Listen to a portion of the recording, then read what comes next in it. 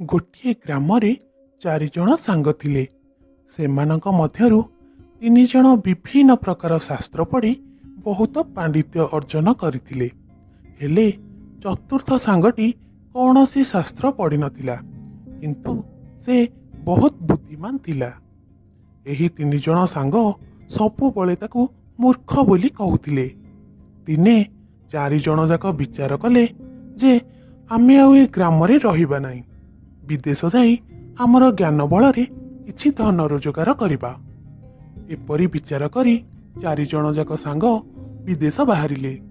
चलिबा मार्ग रे चतुर्थ सांगटी पछरे पड़ी जाइए। एहा देखी 3 जण सांग विचार कले सेटार तो शास्त्र रे पांडित्य नहीं, हेले आमे 3 जण आम ज्ञान बल रे जहा रोजगार करिबा ताको किछि किछि देबा, से सेठारे रही आम काम करिबो।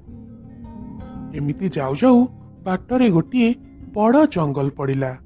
सेठारे गोटिए सिंहटिए मरी पड़ी थाए। एहा देखी 3 सांग विचार कले एइठारे चलो आमे आमर ज्ञानर प्रमाण देखाइबा।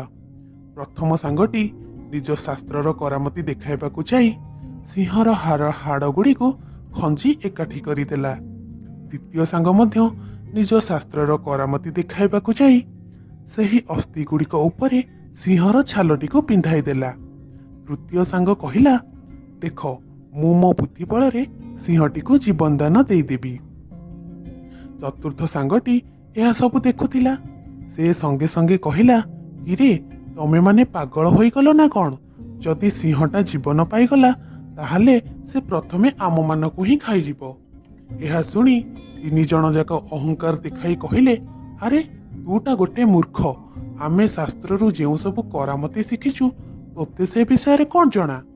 यह सुनी चतुर्थ सांगटी कहिला, रुह मु ताहले गछरे चढ़ी जाए, तापरे तुमे तुम विद्यार प्रयोग करिबो। एहा कही से पाखरे थिबा एक बड़ गछरे चढ़ी गला। तापरे तृतीय सांगटी सिंहटी को जीवन दान देदेला।